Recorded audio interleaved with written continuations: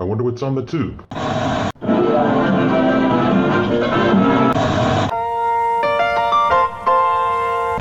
Welcome back.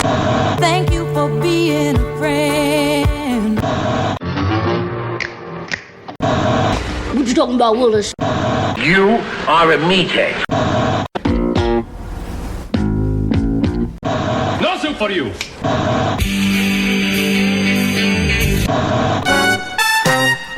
Ho, ho, ho!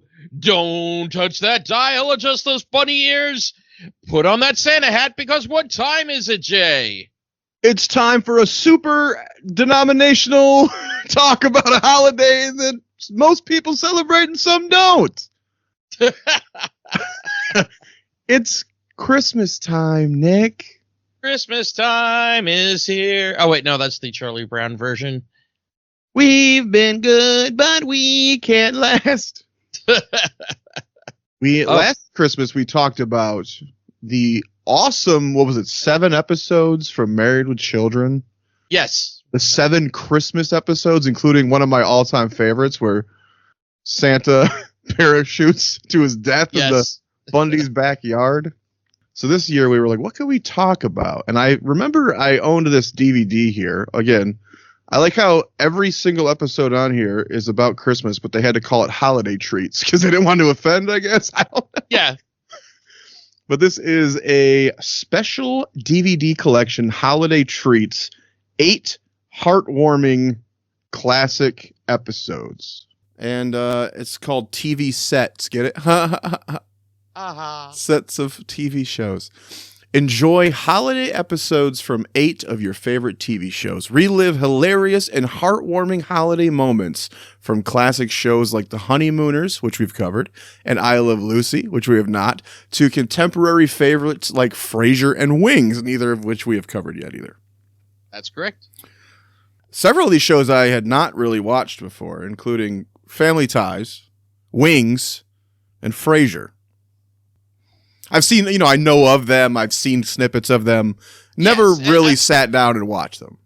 I'll be honest, as far as the shows themselves, I think the one that I really hadn't watched much of was Wings. Yeah. I had watched, a few episodes, but I wasn't an avid watcher. All I knew was that it starred Sandman from the best Spider-Man movie. Thomas Hayden Church. And Jack Torrance from the best Shining movie. Oh, that tasted bad. That didn't feel right saying that. Go watch the 90s miniseries of The Shining, kids. I was going to say, okay. And then when you're done, throw on the actual Kubrick movie. And then when you're done, take something for the, an acid for all the belly rumbling that's going to be going on. You go, I don't feel good. I don't feel good. Yeah, I know King was not as hot on the Kubrick movie version, but, still to me is a classic. Do we get to call The Shining a Christmas movie? Hey, I think there's snow. What the fuck? Everything else was snow they consider a Christmas movie. I think it's more of a New Year's movie. Yeah. What was that? 1921 New Year's or whatever? That was truly Jack's last Noel. Or was it? Now, do you want to just go through these and kind of talk about them as individual episodes, or do you want to pick a favorite and go from there? Why don't we, I guess, by year, I would think, let's kind of go through. They're almost chronological on here, although I Love Lucy is first. Yes. And I do believe they said this episode was lost for many years. It aired back in 56, Christmas Eve of 56, and was lost until they said 89, I believe. Right, and unfortunately for me, it was lost. This was the one episode from DVD that I could not find streaming. Well, I do believe the reason for that is because it was like a Christmas episode. I don't think it was sold into the rerun package. Yeah, it was strange. The season, I think, like you said, it was season 6, I think, of I Love Lucy. Little Ricky was already around. It was kind of a flashback episode, and they flash back to fairly early episodes. So I don't know. She gets pregnant in season 2, and then Little Ricky gets aged up fucking quick. Like, yeah. So, but I want to say it was like season 6 or season 5. But what's strange on the streaming is, like, I think it seems like on a bunch of them they were, like episode 11 of the season actually, and episode 11 all of a sudden is what was supposed to be episode 12, and so everything is missequenced after that does make episode. sense, because I do believe the first season began at 51 and this says 56, so that makes sense. Yeah. So I revisited this one today, and I kind of had forgotten that it's mainly a clip show. So 3 main clips they show. If they're all sitting around decorating the tree, and it's like, remember how much better Christmas got now that little Ricky's here? And it's like, oh, remember when I told you about when I was pregnant? And it cuts to the scene where he's singing, and it was a pretty classic scene where she, tells him that she's pregnant. And then there's one where they cut to, because they're singing Christmas carols, and it cuts to the barbershop quartet where they keep trying to shut her up by shoving the shaving cream in her mouth. Remember that? And then the last clip, I think, is when they're all rehearsing to bring her to the hospital when she's going to give birth. Got it. So, but most of it is just them sitting around talking about Christmassy bullshit. And then the end, you have the Santa bit where all 4 of them are dressed as Santa, and then magically there's a 5th Santa, and they all pull their beards down, and then they notice him and they pull his beard. He's like, ouch! And then he just disappears, and they look right at camera. It's like, oh. Merry Christmas, everyone! That kind of shit. So, not a great special, but I mean, it was gone for 30 years, so it's nice that it's back, I guess. Right. And also the fact of, like, thinking about sitcoms in general, that was probably one of the first Christmas specials, period. Also, on the end of it, it had a thing where they just called it the clip Jingle Bells, and it said it aired after the draft episode originally, which I think was a fairly early one, if I recall.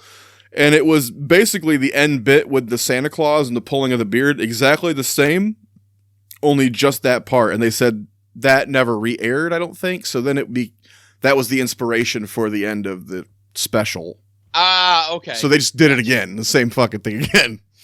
Right. The only difference is in the original one, they're standing in the living room, and in the second one, they're standing in the kitchen. But Little Ricky, I don't think existed yet in the first one. So, and I'm wondering if if that episode 2, again, I Love Lucy, as you said, we haven't covered it yet, but, such a groundbreaking series, like so many innovations for sitcoms, period, came from that show. I'm wondering, not just, was it one of the first, Christmas specials, but like clip show, was that one of the earliest sitcom clip shows? Perhaps. And to air it as a special and right. Not, like I said, not sold into the rerun package, which most of them are. How many fucking Simpsons clip shows did we see over the years? To the point they just literally named them like another Simpsons clip show, But this one being holiday themed, I mean, and in a lot of other shows, it does seem like it would be June and you would see a Christmas episode pop up in a rerun. Yeah, and nobody cared. I agree. It's like now it's like on like the syndication and the with the reruns. Yeah, it doesn't matter what time of year you're actually in. Yeah, the Christmas special, that Thanksgiving special, Halloween special. Yeah, they'll all show up at various times during the year, but they'll show them again during the proper time of year. It seems as well. Or you can go buy this DVD for $5.99. How much are they paying you, Jay? Yeah, CBS and Paramount. I'm gonna need you to hit me up, bro. I want this to be sponsored. God no. So I figured we could go through as we talk about each episode and just kind of, is it belong in Santa's sack or Krampus's crack? What do you think? Which of Santa's sacks does it belong in? Right. So this one being a clip show, it's hard because it's like it's an amazing show. So obviously the clips are great. Right. The wraparound is just typical I Love Lucy, so it's good. But if you were to like pluck, I'm gonna hold these up to like Christmas classics. Okay. Yeah. For me, not that exciting of a Christmas episode. You can't vote because you haven't watched it, but based on what I've told you, I don't know if you'd agree, but I think this might be sadly just based on great Christmas classics. Might go in Krampus's crack. Got it. Yeah, right. And again, surprising for such a classic show with such great moments.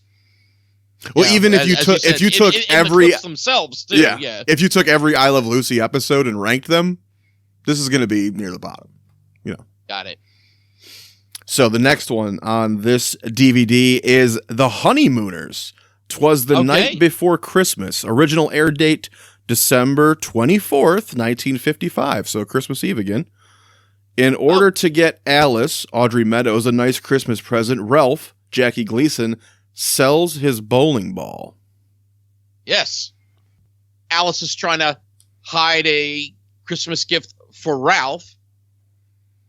She winds up hiding it under the refrigerator, the old style refrigerator, the ice box behind the drip pan thing. The ice box, sir. That is a dripping block of ice in a metal cabinet. Everything, yeah. Right. That was a real ice box. Again, we discussed it on our Honeymooners episode. These fuckers seem poor, dude. They are poor as fuck. Yeah.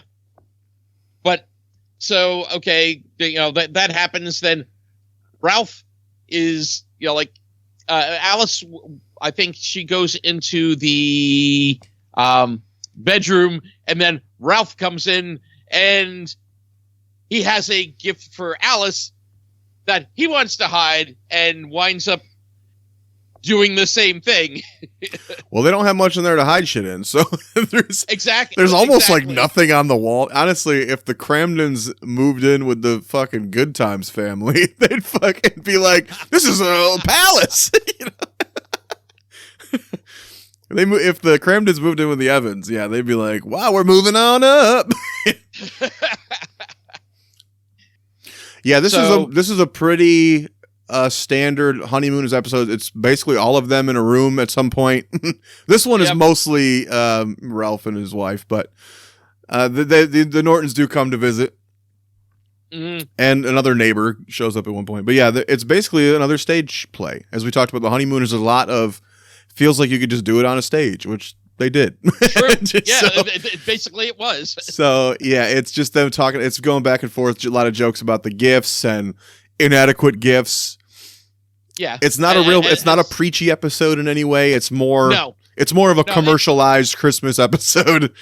Yeah. Oh, definitely. And yeah, like the whole premise of the episode is, Ralph realizes he got tricked. He thought he got this really special gift for Alice, and then one of the other neighbors comes by and gives her the same exact gift that he's gonna give her, but without all the tail attached to it that it came from the Emperor of Japan. Bobby pin box made of matchsticks that he thought 2,000 matchsticks that he thought was like stolen from a Japanese emperor or something. Yes, from the Emperor of Japan. But really, it was just some bullshit from the local store. So, as the synopsis on the box also says, Ralph hawks his bowling ball to afford Alice a better gift. When they actually exchange gifts, it turns out that Alice got him a bowling ball bag for the bowling ball he just hawked. So what do you think of this Christmas episode? Does it belong in Santa's jingle bells or Krampus's burning hell? You know what? It's It's a very simple episode. Like a lot of also the actual episode is hiding of gifts, and the fact of Alice hides Ralph's gift, tells him where it's supposed to be, and it turns out there's a mousetrap there, and it's an ongoing gag. He gets caught in the mousetrap a couple of times. Yeah. Even when going to retrieve his own gift he hid, he gets another mousetrap. Yeah. So you know what?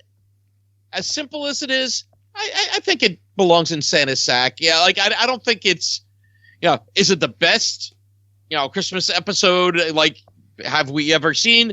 Hell no. But I think it's in the upper echelon of sitcom Christmassy. It might not even be the best Honeymooners Christmas episode, though. We haven't seen the rest of them, as far as I recall. Right. Yeah, there are a couple of others. So. I didn't watch all, although it didn't run that long, so that maybe it is the only one. Who knows? No, I think there were one or two others. Because there's only, 39 episodes? 7 episodes or something like that. All right, on to the next one. The Andy Griffith Show we have covered. Yes, we have. The aptly named Christmas Story. Original air date, December 19th, 1960. Andy and Barney throw a Christmas party for a prisoner at the jail. Well, why don't you start on this one, Mr. Mayberry Man? Do go check out a little film called Mayberry Man. You might recognize a fat bearded guy with a heart of gold. Yes, Santa. I need So, this episode, they're having a family Christmas. Andy Taylor and, Aunt Bee and Opie and all of them. And Barney can't go because he's got to watch The Prisoners. So, Andy, being the amazing police officer he is, goes, hey, let's just let all the prisoners out for Christmas. They'll come back and we can worry about it after the holidays. So, it's like, you better promise to come back. So no sooner does he let all of the 6 prisoners out, like, okay, whatever. Then an old Ebenezer type man shows up. The local, he owns a store. He says he sells spirits, as in my favorite, El Quimijal, little holiday eggnog. Yeah, sorry. And he's brought Andy a moonshiner who is making illegal moonshine, and he's like, lock him up. You better fucking lock him up. I'm going to be watching. Make sure you do your job. Yeah, it's cut into his profits, So selling the spirits there. Andy, again, being the amazing officer he is, he goes, well, we'll do that because I don't want any trouble, but I'm also going to make it a real challenge for this asshole to be mad at me. So I'm going to bring the prisoner's family to the jail, and we're going to have this beautiful Christmas, and he brings his family to the jail, and they're all just kind of roaming about. He opens the turkey. Yeah. And now, you start to see the curmudgeon old man. He's peering in the windows, and he's, maybe his little Grinch heart starting to grow a little bit, maybe beat a little faster. And he's like, I want to be in jail too. So this old fucker starts trying to get arrested so that he can join the Christmas festivities. And it's one of those grumpy old man is just grumpy at Christmas because he wants to be loved. He needs love, Nick. That's true. So there's somebody give this man some love. There's some pretty good bits in here, though. You got everyone together, which is nice. Mm-hmm. But yeah, this old man, he's parking in front of fire hydrants and shit, trying to go to jail. It's like, my God, how gorgeous was that girlfriend of Andy's? Jesus. Oh my God, yeah, and she could sing. Yeah, and I was looking her up, and apparently the wife of the prisoner was the model for Tinkerbell. Really? Yeah. Oh, okay. And the girl who's Andy's girlfriend, and that I can't remember what her name is. But she came from, was it Father's Knows Best? I think she was a child's actress on that before this. Oh wow, okay. Yes, another show we have not watched yet. Mm-hmm. But the other thing was, with this Christmas episode and gathering everyone together, and Andy's girlfriend is singing. Well, Andy is playing. Yeah. For those that didn't know, Andy Griffith was also a known musician, like guitarist / singer. Whenever given the chance, yes, he'd like to play said guitar in an episode. So what do you think? As far as, so old curmudgeonly man just wants to be loved, and like part of the celebration for Christmas. But so does it belong in Santa's sleigh or Krampus's sleigh? Oh, Krampus says, "Oh hey, yeah." No, sleigh hasn't murdered. This one I think is also a Santa's sleigh. Yeah, that is pretty good. This is a heartwarming little episode. Yeah, and when we actually covered the Andy Griffith Show, this was one of the episodes I wound up watching, even though it wasn't Christmas time at the time we did it. But it's a very Mayberry episode too. It's a very sweet. It's got all the characters, the main core characters at least. Mm-hmm. Floyd didn't show up or anything, but and as you said, it has Andy's like good old fashioned hey, let's send the prisoners home, and they'll come back after Christmas. That fucker even steals a bench off the front of the courthouse or the jailhouse to go to jail, and he's like, "Well, it is Christmas. Go ahead, take it." You're like, "What the fuck, dude? Why don't you take it?" I'm gonna go rob the Mayberry Bank at Christmas. Fuck. Yeah, well, you mean it. Go ahead. All right, the next one. The Brady Bunch. The Brady Bunch. The Voice of Christmas is the name of the episode. Original air date 12/19/1969. The Brady family spends their first Christmas together, and Carol battles laryngitis. I don't think I've ever seen that word spelled out. Laryngitis. Yes. For a sitcom trope, I haven't seen the laryngitis trope in a long time, and like going back to watch this episode, I'm like, oh my god, yes, like years prior it would have been she got amnesia and can't remember her family on Christmas or something, right? Yeah, until something triggers, So Uncle Jack gets drunk and touchy, and then she's like, oh yeah, oops. But this episode is. Mrs. Brady. Well, first off, as you said, their first Christmas together, so all the kids are young. Well, that's what I pointed out to you earlier. I think all of these are first season episodes for these shows. Yes, except for I Love Lucy. Yeah, the I Love Lucy one is late, and I think the Wings one is a little later too. What do they call it? So, this is the first Christmas together. Mrs. Brady is supposed to sing a solo at church. And that's the main premise of the episode. She had to get ready for that Brady Bunch family spinoff. What was that fucking musical shit they did? Oh, the Variety Hour. Yeah, Brady Variety Hour. Yeah. Yeah, and if I remember correctly, I think that was one of the things put together by Sid and Mari Croft. Oh boy. And you know who they are, right? Their fucking acid trips are fucking... Yes. For those out there that don't remember them, if you've ever heard of HR Puffin Stuff... They were certainly puffin stuff. What were some of the other... Far Out Space Nuts, the Lost Saucer... Yeah, all these... The Bugaloos. Yeah, these are all... Sid and Marty Croft shows. Lidsville. They made every kid back then go, I can't wait to grow up and drop acid too. Yeah. Somebody was doing a little something back then. But I believe they were actually the ones behind the Brady Variety Hour. And who was the Brady that did not return for the Variety Hour? That was Jan, right? Yeah, Eve Plum. Because on the Simpsons parody of it, it was Lisa was a different... Yes. Yeah. Which I love. And Lisa, there's just a tall blonde chick. You're like, what? Yeah. Yeah, it's like, for the Simpsons one, it's like, tall blonde cheerleader. It's like, It's like, no, I don't think that's Lisa. Just guessing. But, anyway... The whole premise here, Mrs. Brady has to sing a solo. You know, because if she can't sing her solo, it's going to ruin Christmas. But she has laryngitis. So the big key here is Cindy, the littlest Brady. She goes to see Santa Claus. Little Cindy Lou Who, if you will. Yes, little Cindy Lou Who. No more than two. Now, goes to see Santa Claus, your mall Santa there. And she doesn't want any toys or anything.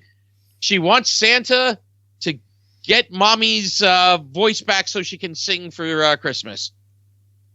And would you believe? And Santa promises it. Would you believe at the end of the episode, some miracle happens, Nick, and her voice comes back on Christmas morning? It's returned, yes. Whoa! So was Mall Santa real Santa, or was that a coincidence? Possibly. I don't know. It didn't look like a fake beard to me, Wow. Where's Lucy and the gang to pull on the beard? Yeah. They were in a much better Christmas episode that still got a stinker stamp on it. I mean, this was one of the most boring fucking things I've ever watched. Yeah. It's like, now, I grew up with the Brady Bunch. Holy shit. When I was young, this was one of the shows I watched. But, yes, looking back on this episode, yes, this is not. This is wedged so far up Krampus's ass it missed the crack. This didn't even hit Krampus's crack. It's so far up his colon. Yeah. Imagine 30 minutes of four to six kids, depending on the scene, going, I wish Mom could sing on Christmas. And her sitting there with a dehumidifier. Can't talk. Right. You're like, wow. Fucking thrilling. Real fucking thrilling. Thrills, spills, and chills as Mrs. Brady hopes to talk again so she could then sing. But then we get that Christmas solo there. Yeah, whoop-de fucking. And to think, you have the Brady Bunch, one of the families of classic television. In their first Christmas episode, you don't even have Christmas morning around the tree and the kids open the present. You don't have that? Right. Yeah. What the fuck? It's not about that. It's about Mom's voice. Yeah, weird choice. Yep. I'm sure we will cover the Brady Bunch at some point, because I know there are great episodes of the Brady Bunch. Oh, yes. This is definitely not one of them.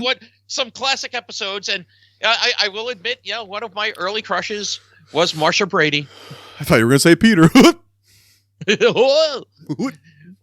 you watch The Surreal Life when he was on there? I'm sorry? You remember The Surreal Life? Oh, yes. When Peter Brady was on there? And he ended up... Christopher Knight. Yeah, and he wound up... with that model chick? Up with what was her name? Ryan Starr, I think? No, the other one. Adrian Curry. Oh, Adrian. Yeah, Adrian Curry. I think she was a Playboy model or something. I don't know. Something, yeah. Ryan Starr was the chick. She was American Idol or something, right? I don't know. I forget. I don't know. That show really went downhill after MC Hammer and Webster broke up. The most unlikely friendship in television history. Well, I'm glad we agree on that one. Okay. Now, another show we have covered. Taxi. A Full House for Christmas. A Full House. Uh-oh. Careful, Nick. Don't leave. Don't leave. Don't leave. Come back. It's not that. It's Taxi. Original air date 12/12/1978. Louis gets involved in a game of high-stakes poker that interprets a Christmas party. Oh, sorry, that interrupts a Christmas party at the garage. Yes, I would like to do my dance interpretation of a Christmas party. I thought it was going to say something about his mother, but interrupts a Christmas party at the garage.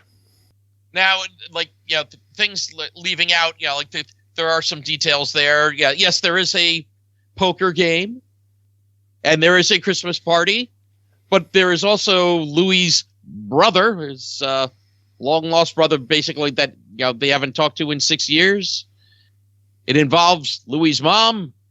We don't see her there, but do we ever meet Louie's mom? It would be great if it was his mom from Throw Mama from the Train showed up. Oh, that would have been funny. Ellen.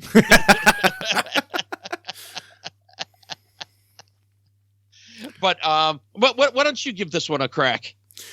Yeah, so his brother, who I don't remember if we ever see again, or no, he didn't seem like a very interesting character, but he seems like kind of a, I guess, gambling addict. He's a professional poker player, or quote unquote professional. I don't know if they are implying that he cheats or what, but he comes to the station. He does not want to see their mother. He's not excited at all to go visit their mother. And Louis, being the one who's always there for his mom, tries to convince him. Basically, he's like, get your ass in the cab, get to mom's house, go hang out with her. And he refuses. So now they have to play poker, which, how sad. He's got to force his fucking brother, who now it's not like he has a Christmas change of heart. He plays cards and wins. So he's like, oh, fuck, I got to hang out with mom. Ugh. Right. Yeah. The whole thing becomes a game of poker between his brother and Judd Hirsch, Alex Rieger. Mm-hmm. And not only is there money involved in this, and not only are Tony's boots involved in this that he lost in an earlier game, but you got to take mom to Vegas. Was it for a week or 2 weeks? For a few weeks. And he's got to buy her dinner like every 2 days or something. Or twice a week. Twice a week. Take her out for a nice dinner. Get her a watch. Take her to a Vegas show. All this shit. Take her to a Vegas show. Hugs and kisses every day. Hugs and kisses. Yeah. Yes. That's the gambling. And it also turns out what Louis is bankrolling, because he's bankrolling Alex for this game. Yeah, this was all the receipts of the taxi drivers. This was all the money that they earned. And Louis is having Alex bet it on the game. You know what really would have made this episode great? Reverend Jim or Latka. What the fuck? What? Yeah, I was like surprised we didn't get more of that. Or was the brother anybody of note? It seems like this would have been prime for a guest star or something. Yeah, you know what? He looked familiar. I forgot to look him up, but yeah, he's one of those guys. I know I've seen him in something else. He was super not interesting.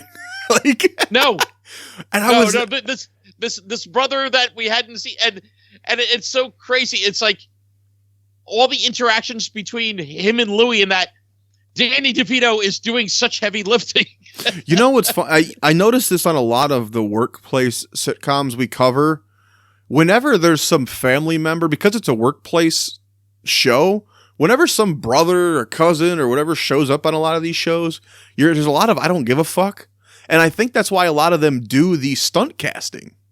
They'll have a big star show up as, I don't know, David Spade's brother and Just Shoot Me, just for a fake example, just guessing. Right. But they'll do something like that because it at least gives you oh, look who's here. Or a reason that a big star would be here for one episode. But then what it typically leads to is the next time they can't always get that person back. And then they'll be like, my other brother. And it'll be a different person. You know what I mean? Yep.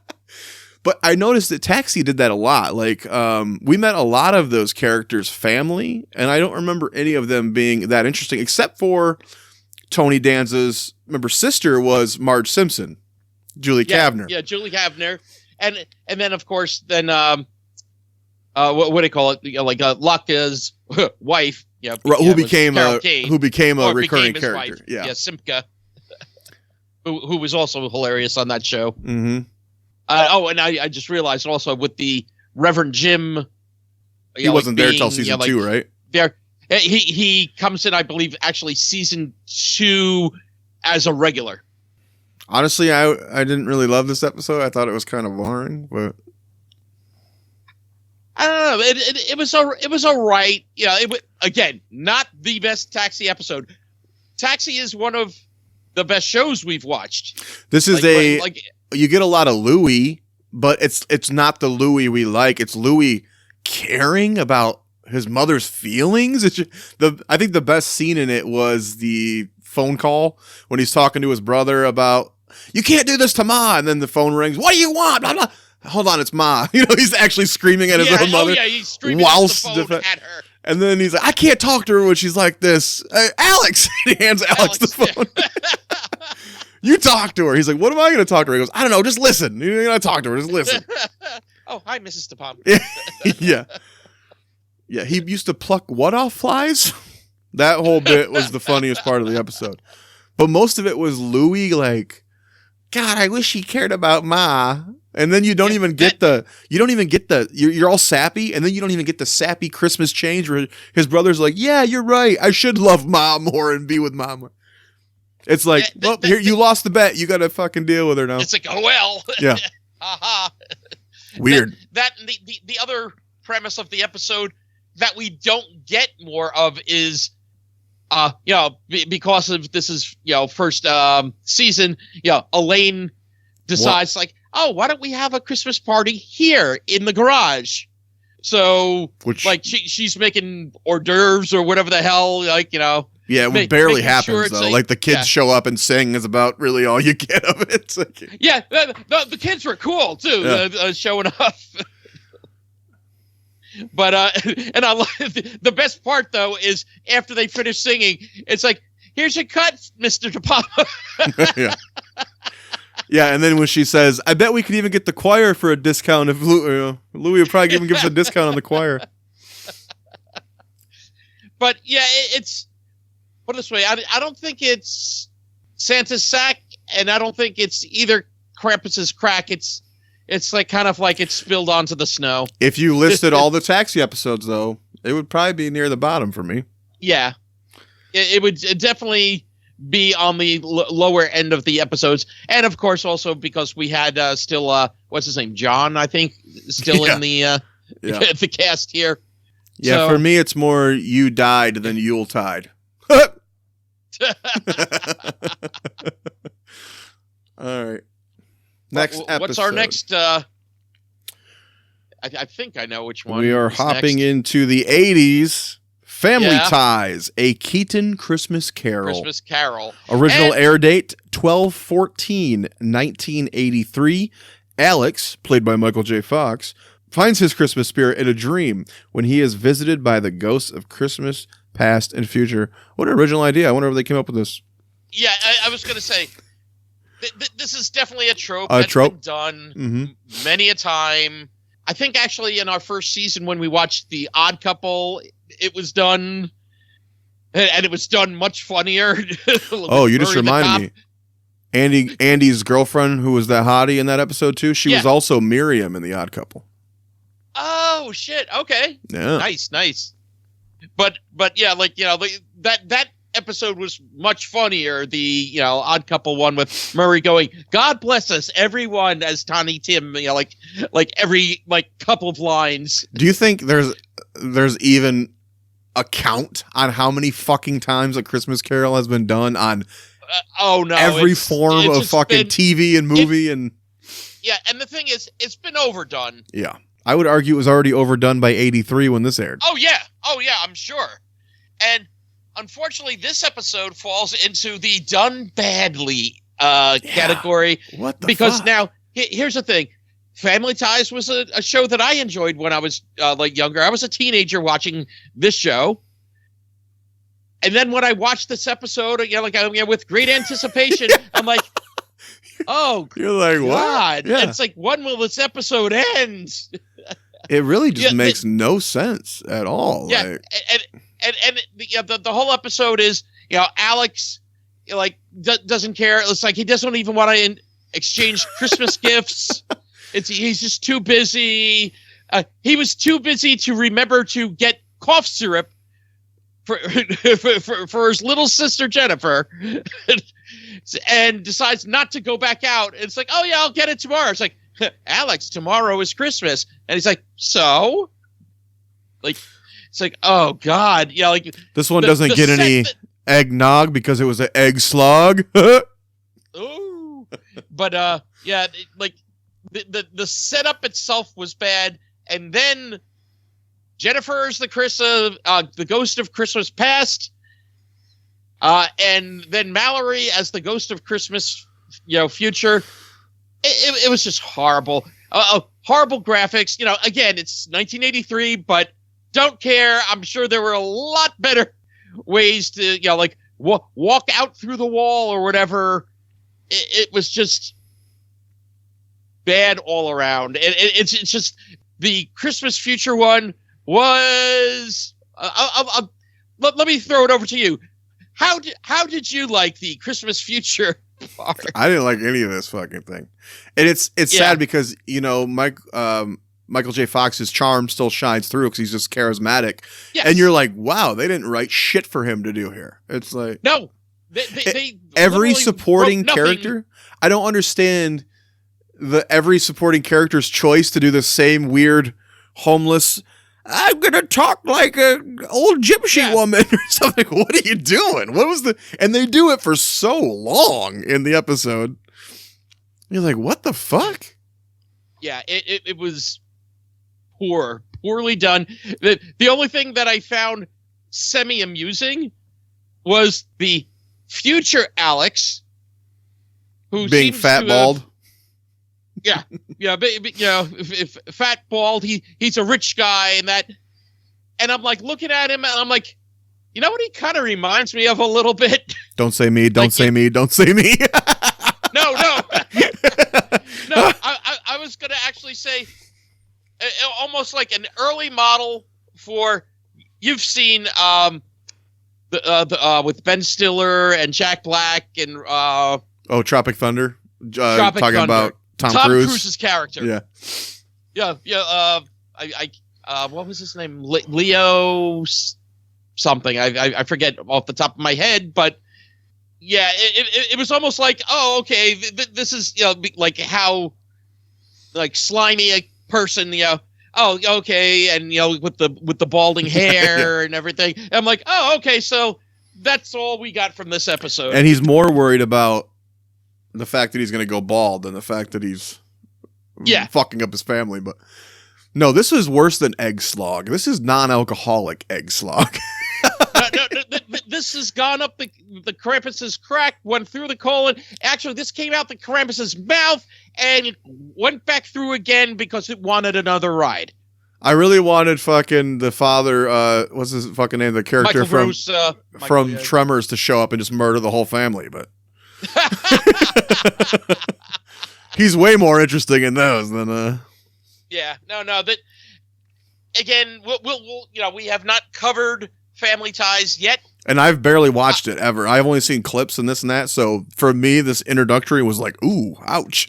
If this was an introductory episode and someone suggested, hey, why don't you watch the Christmas one for your introductory episode? You take a mallet to their head. This is not an introductory episode. This is a throwaway episode. Well, the last two here were also introductory episodes for me. So, okay. The next one, Frasier. Well, you know what? Let's do the Wings one, because I think the Wings one actually, I thought it chronologically came first. Did it? It does say 90 for Wings and 93 for Frasier. I was just going in the order there on the back of this. Oh, okay. We can go to Wings if you want. Wings, A Terminal Christmas, which sounds very depressing. I was going to say, I love the whatchamacallit, the double entendre for you would. I was Christmas. Like, is somebody going to have cancer in this one? Yeah, it's like, or is someone dying here? Woo. 12/21/1990 was the air date. That was when cancer was created, right? No, I'm just kidding. Yes. Everyone, and I think AIDS was created right before that. Everyone ends up at Faye's house for Christmas dinner and helps her deal with her husband's death. Everyone's he did not die of cancer. No. Everyone's Christmas plans basically fall apart. This is another common sitcom trope. Mm-hmm. Yeah, you have a lot of Christmas shows where the family ends up stuck in an airport This show, it takes place entirely at an airport, so easy. Yeah. Yeah, so it's like, oh, this one's already based at one. And this one, they're like, we already take place in the airport, so let's get them out of the airport. yeah, which is like, oh, okay. But then, of course, we return to the airport. But this one is, starts with the day before Christmas, where they're planning. What are you doing for Christmas? And everyone has these extravagant plans. Helen, played by Crystal Bernard. Sorry, thinking of Crystal Bernard. Is that the hot blonde? Huh? That's the hot blonde? Oh, yeah, with the accent there. Or the old lady. You're like, ooh, Faye.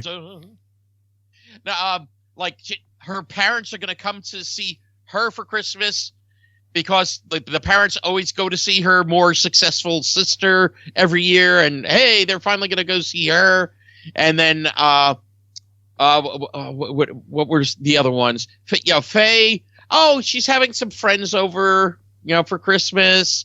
Have a little party. I'm trying to remember what Thomas Hayden Church's character's original plan was. Do you remember? I don't. He comes in all upset about something, and he's the dumb guy. They make apparent pretty quick. Yeah. And he's one of the best things in this episode and on the show. Just he is funny. Yeah, he had a lot of the best lines in it.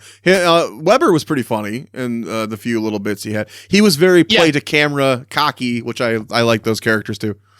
Mm-hmm. He kind of reminded me of the neighbor from like Empty Nest or something, where he always turns as he says the line, like so the audience can see his face, and he does a little dance kind of thing, like to himself, like a little elbow dance. So, what they all decide is, hey, all of our plans got ruined. Hey, let's go visit Faye. She's having that, like that little shindig, like a little get together. So they go to the house, and it's just her in a dark house with like a little nightgown on and a blanket.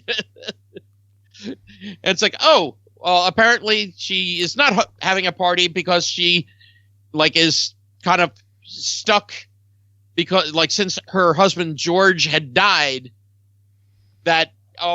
she doesn't celebrate, Christmas. Yeah, they're like, oh, where's your party? You're sitting here all creepily in the dark. And she's like, don't sit in that chair. That's where my husband died. Don't change the channel. That's the Japanese channel he was watching while he died. Channel. And the guy goes, it's like, wait, he died mid-click. Yeah, he was watching the Japanese channel. No, he kind of died mid-click. Oh, so then they decide they're gonna have a meal. Of course, she's got nothing for rice cakes, wheat germ, and Hayden. What's his fucking name? Lowell, I think, or something. Yeah, like that. He finds a cookie jar. He's like, "Oh, I found a cookie jar, and there's something in it." It turns out it was her husband's ashes. Yeah. So they decide, "Hey, why don't we, get you over this hump right here, right now? We're gonna take you up in the plane." He wanted, to be buried at sea or something. So let's scatter his ashes over the water. So exactly, but you know what? We gotta go back a minute because, earlier in the episode, one of the locals, Frank, had come by. It's like he always has a boat thing, with the Christmas lights. There's some kind of pageant thing, display. He always wins. And one of the things George hated was the fact that this guy, Frank, always won. Yeah.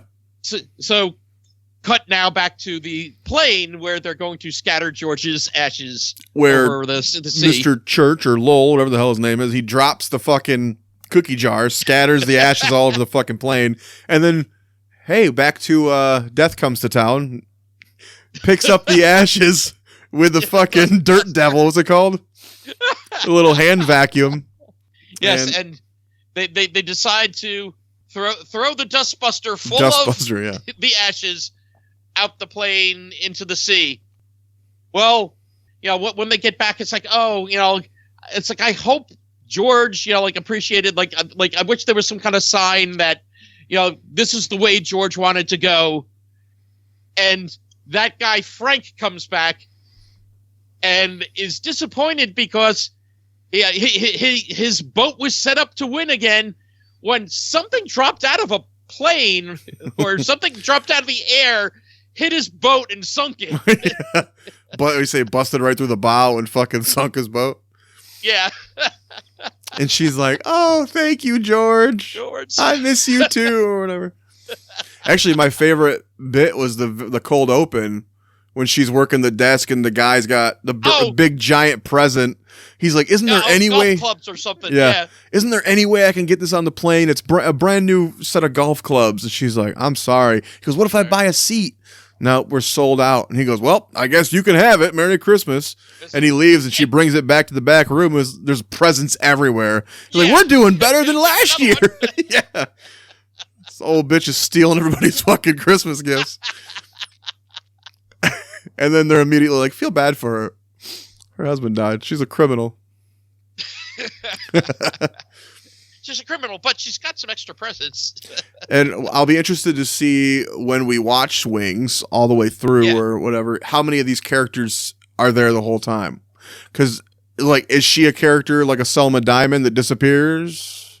Right, yeah, I don't know. I know there's at least another cast member, maybe he wasn't there at the beginning or whatever, or for that episode, but Tony Shalhoub, later to be known as Monk. Right. Yeah, he was the mechanic. Back too, ain't it? I think there's new ones of Monk now. No, I think there was like I think it might have been a special episode thing or something or other. And that Malcolm in the Middle's coming back, and Scrubs is coming back. What the fuck Malcolm is? In the Middle, I think they're going to do like, what is it, like 4 episodes or something like that. It's kind of like a little mini series thing. Yeah, I just saw today Scrubs is coming back in, so I'm like, damn, all right, interesting. Well, hopefully they do, Scrubs the right way. What are you talking about? Those last 2 seasons were so good, bro. And then there's worse. There's much worse shows. They weren't good, but they weren't horrendous. Has anyone seen the new Night Court? Right. But I can't wait for the new Night Court to be the old Night Court, as in it's gone. Yeah, it's gone. Exactly. But no, I thought this was pretty good. For introduction, basically, to Wings, again, I had watched a few other episodes, but it wasn't one that I really paid much attention to, except for Crystal Bernard. I think it was a good episode. It was, even though it did the trope of, everyone's Christmas plans get ruined, they did it differently than some of the other ones. And like you said, where people get stuck at an airport. Oh, wait, they're already at an airport. Let's go out. That would have been ironically funny. Go in the plane. That would have been ironically funny. They're like, oh, no, we're stuck at the airport. Same place we choose to come to every other day. Damn you's fate. But, I think it was good. I don't think it was the best of, Christmas episodes, but it was good. It goes under the Christmas tree instead of the Krampus pee. I'm running out. I'm running out of. I'm coming off the top of the dome here, buddy. All right, we got one more show to cover. Frasier, of course, the spinoff of Cheers, neither of which we have covered yet. The episode entitled "Miracle on 3rd or 4th Street." 4th Street. Original air date 12/16/1993. Frasier, played by Kelsey Grammer. His Christmas gets off to a bad start, but turns around thanks to a group of strangers. Yes. And I have to say, before we get into the actual meat of this episode, this was actually a pretty innovative episode for a Christmas one. They leaned a little on tropes, but it's like, the way they went about everything was very unique. Having only known about Frasier through clips and this and that, and Over the years, of course, you'll see a documentary or a TV retrospective and you'll see stuff about it. It's just so hard not to love Kelsey Grammer unless you're watching Partners. So this was a very nice way to be like, oh, this is what you're in store for. This is representative of what can be done show. with it. I mean, I Sideshow Bob, I fucking love Kelsey Grammer. Of course. So it's like Sideshow Bob might be my second favorite Simpsons character besides Homer of all time. Yes, I love the old rake gag. Someone steps on a rake, get hit in the face. I love they had one episode where he keeps doing it over and over. It's like, if I remember right, that Kelsey Grammer grumble. That was the Cape Fear episode, I believe. Yes. Oh God, that was such a great episode. That's one of the best episodes of all time, and it's an entire parody of an entire movie, which The Simpsons didn't usually do entire episode parodies. If I remember right, on the audio commentary for that, the episode was like 20 seconds short or something. They said, and the producer was just like, just add like 5 more rakes or whatever. So he just kept doing the fucking rakes. Yeah, fucking brilliant. But on to actually the Frasier episode, which is, as you pointed out, this is early seasons. This is like a season 1. Yeah, they say he's new to the radio station. So do any of those people at the radio stay for the show? Those random guys he's talking to? I was like, these feel like first season side characters that just go away. Right. Well, we know that Roz, the one that works the the show for him. Mm-hmm. Yeah, she's one of the primaries throughout the series. But the guys I assume are not. I think they may at least one of them. They felt like day players. They're like, he's like, we gotta be. I think the guy Bulldog might have been, but. Anyway, so office Christmas party, the said guy, Bulldog, is trying to get Frasier to basically work at the radio station for Christmas, cover him, he's got plans. But Frasier said, "Oh no, I've got plans as well. His son is going to be in town. His ex-wife Lilith is going to bring his son and." He and his son are going to hang out with, his dad and his brother Niles, and and that part of the family, and they're going to have another a great time. Simpsons episode. What's that? Remember his brother also came onto the Simpsons for an episode or 2. Oh yes. David Hyde Pierce. So I think the episode's called "Brother from Another Series." Anyway, continue. Yes, but was that the one where? With the dam was going to the first one, yeah. He's come back in more recent ones, but yeah. But anyway, first off at the party, they're like, oh, since you're the new guy around here, you got to give us, this one girl, you give her the ride home. It's like, oh, sure, fine, yeah, not thinking anything of it. Apparently, she's the office person that, get a couple of drinks in her. She's all over you, and Which didn't you think that was going to be the episode? Yes, because they set it up so much in the first swerve. They set it up so much in the first 5 minutes that you're like, this is going to be the episode. He's going to have to be at the house or the apartment and have to get rid of her, right? And no. And then to the point where when it cut to his apartment the next day or whatever, and he's home. I thought he fucked her. I thought it was going to be like, I fucked. No, never mentioned again. He sent her home in a cab. Yeah, never mentioned it again. And basically, I hope the cab driver was okay. Right. But yes, the actual setup is okay. He's going to have this great Christmas with his son and his father and his brother. And what then his happens son is, gets the opportunity of a lifetime. Yes, his son gets the opportunity of a lifetime. the mom, Lilith, she got they're going to go to Austria. Oh, but not just they're going to Austria. They're going to go to the actual villa there where the Sound of Music was made. And who's going to be there? That, Julie Andrews herself is going to be there. Like, you're going to have a private dinner with Julie Andrews, and, like, I think she's going to sing, and it's like, oh, my God. So, basically, his son is not coming now.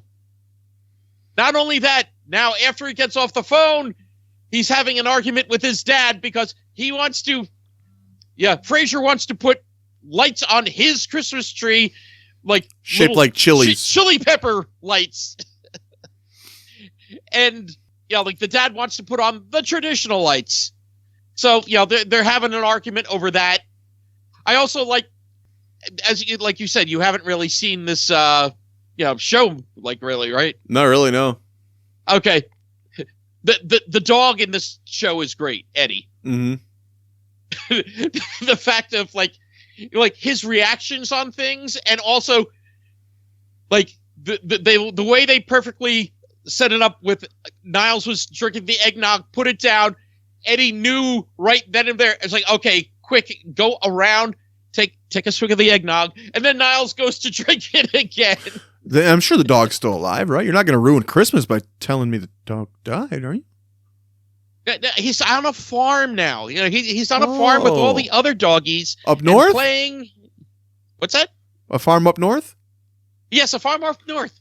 There's a lot of farms up north. A lot of farms and a lot of fucking dogs, Nick. I'm starting to get suspicious. It's a farm run by dogs. Yeah. I'm moving to that fucking farm. I'm not eating the complimentary breakfast, though. No. But anyway, so, Frasier is basically annoyed at this point and decides, oh, my Christmas is ruined. Might as well go to work. Might as well go to work. Call Bulldog. I'll come in. Why did he wear the ragged clothes? Was it just his pajamas he wore to work that day or something? But like just basically raggy sweat. This motherfucker is always the best dressed person in the fucking room. And then the one time it turns into the episode, he wears the most raggedy shit ever. You're like, I wonder if this is going to come into play, Right. He goes to like the only open diner in the whole fucking city because it's Christmas. So yes, in the Seattle area, the only open diner is this one place that the menu for the day is basically turkey roll. The waitress I recognize. I don't know her. Turkey log. Oh yeah, he said every food gets better when you add log to the end. Log to it. The waitress though I recognized. I don't know her name, but I know we've seen her in shows, and I know her mainly as one of the mothers from Titus. Oh God! On the sitcom Titus, another show we got to definitely cover at some point. On the sitcom Titus, there was I think 3 actresses who played his mom, and she was one of them. But I was like, oh, I didn't really, I think she's just one of those character actresses who appeared in a lot of random sitcoms. Mm-hmm. So anyway, he's now at said diner, eating his Christmas turkey log, and talking to the guy next to him. A bit raggedy, Yeah, there's like, 5 homeless people just hanging out in this place, and it seems like it's an annual tradition because another one walks in and comes up to the guy, oh, how's it going? Is it as good as last year? And then Frasier's like, I'm not so sure it's not last year's meal, last year's turkey log. Yeah. So he's talking to these homeless guys, and it's like, oh, okay, like they're all in great spirits and eating their turkey log and such. And then he decides, okay, it's time for him to get out of there, and reaches into the raggedy sweats and such and realizes he has forgotten his wallet. Whether he left it at the station or something. Did you keep waiting for the reveal that one of the homeless guys stole it? I kept waiting for that. Yeah, I was wondering. It's like, oh. I thought So yeah, there's this great scene. He oh god, and of course he looks raggedy. He's hanging out with all these homeless guys. So she's like, "Oh yeah, just you forgot your wallet." Okay, right. And so the homeless guy who had the nice new shoes, he scrounges up a bunch of change, and they offer to pay for his meal. There's a whole great speech about yeah, and Christmas belongs to us. Everyone else in the diner, and with a hat, and oh okay, collects to get Frasier his meal. And he's like, I make great money, and the homeless guy's like, no, we've all been there. You don't gotta lie. It's whatever. He goes, Christmas is for us, not people who drive those fancy sports cars. And he points to Frasier's car out in the parking lot. And he's like, yeah. So Frasier thanks them, and he goes outside and he ducks down so they don't see him going to his car. He doesn't want to be seen getting into the fancy sports car they were talking shit about. Yeah. Meanwhile, back in the diner. Hey, did anyone lose their keys? Their car keys? And then you just see the door open and him slide back out and pop up. Well, even more fucked up. He comes back in and they're like, we're not buying you dessert, dude. He's like, no. Yeah. I forgot to say Merry Christmas or whatever. And the guy throws him a quarter and goes, go call your dad. And he just leaves his fucking car there. I think a dime, because I think at that time it was still a dime. Really? 90? What was it? 90? Oh, maybe 90? It was a quarter. Sorry. But harkening back to the days of payphones. Now, does he just walk out and outside to go to the payphone, or does he walk away from his fucking car? He never even asked for his keys or nothing. No. He walks kind of like away from the parking lot, like around the diner the other direction. Like, is he literally just going to go have new keys made? Is that, or is he just I don't know. Come back later. That was weird, but I kept waiting for the joke twist of like the homeless guy going, "I got his wallet" or whatever, Hey, whose wallet is this? Yeah, but they didn't. No, they didn't go for that one. And then, of course, to top off the episode, back at Frasier's house, he has decorated the tree with the lights that his dad wanted, and all is a Merry Christmas. And I like the diner scene too, because a lot of other shows would have gone much sappier with it. Oh, there was very much so many great comedic moments in that scene, and you keep waiting for the sappy, and you're like, they're not going to do it, right? They're not going to do it, and they don't do it. And even to the point where when he left, I expected a scene where he comes back like the next day with an armful of presents. You expect that something in your head. Comes back with gifts for all the homeless people. They don't even do that. It's way more realistic. It's just, this was a great Christmas episode. Yeah, I agree. This was a great Christmas episode. Yeah. Definitely going in Santa's sack, boy. And it makes me even more excited to watch Frasier when we get there. I feel like we probably got to do Cheers first.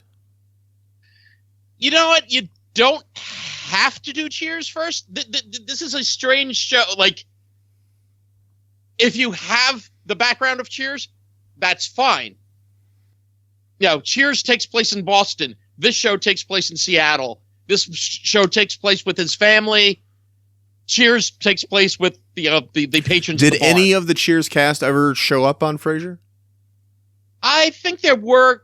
I think there might have been a drop-in or two. Like Ted Danson shows up. Hey, I just had a layover or something, It's not necessary to actually watch Cheers before Frasier. And there's a reboot of Frasier right now, which his son is a main character on, right?